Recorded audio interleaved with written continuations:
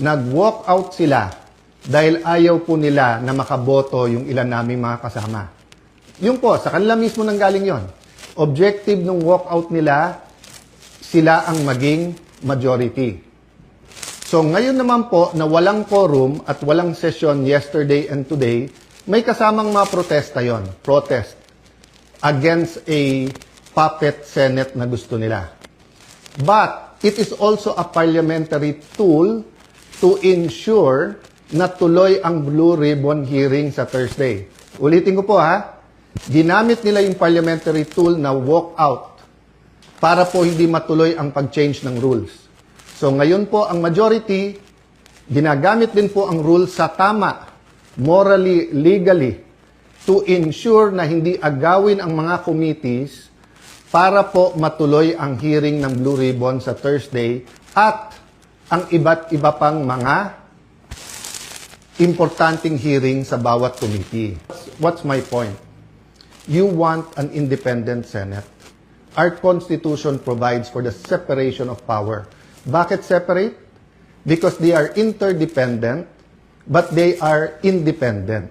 Ibig sabihin po, one cannot survive without the other. Hindi naman po pwedeng walang judiciary. Hindi pwedeng walang executive department. Pero hindi naman po pwede po na executive department lang at puppets lang po ang nasa judiciary or in this case, the legislature.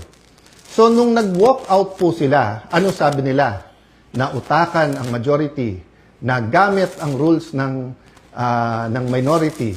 Ang sabi nila, master ang play ni Senator Tito Sotto dahil alam niya yung rules. Ayaw po nila na magkaroon ng online dahil sa bibig na rin nilang nanggaling. Sabi nga nila, ang isda sa bibig ng gagaling, may ikukulong daw. Bakit nila alam yung timing sa kulong? Sinabi ni Senator Jinggoy, hindi lang ngayon nangyari sa kanya yan, since February. Wala na daw kaso, pag siya po ay sumunod sa kanila. In this case, lumipat.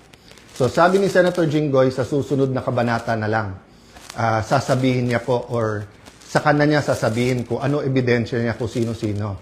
Hindi hearsay sa akin to dahil napakinggan ko yung ilan nilang conversation.